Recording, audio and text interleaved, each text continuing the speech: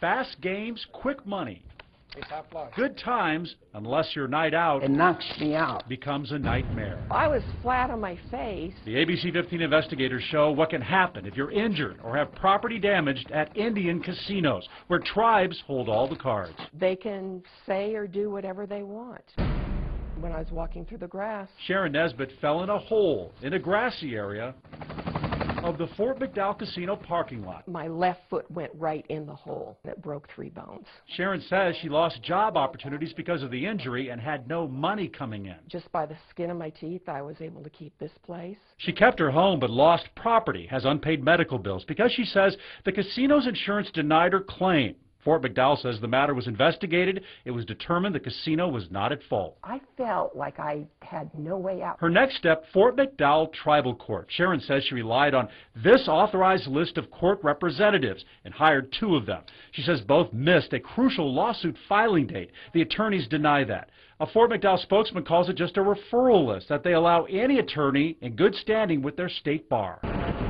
When you take an exit to a casino, you take a gamble. If you have an accident in the parking lot, break a tooth in the restaurant, it's tribal insurance and tribal court systems that decide your financial fate. The ABC 15 investigators found one court system that won't even allow attorneys for personal injury cases. What did you think of that? I was devastated. Anthony Calipari says he was injured by a casino dealer while playing poker. He grabs his chip tray. He trips over his own chair.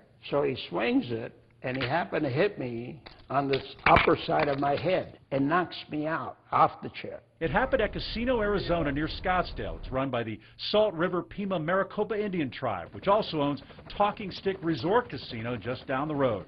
Anthony says the injury damaged his hearing. This is going to be with me for the rest of my life. It happened 8 years ago.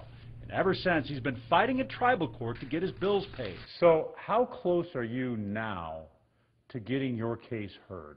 As close as I was when I started.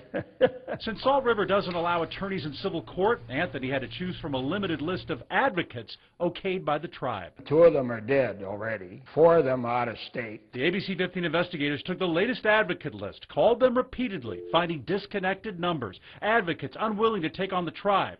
Out of 26 names, we could only get hold of 10. Only 4 might take an injury case involving casinos.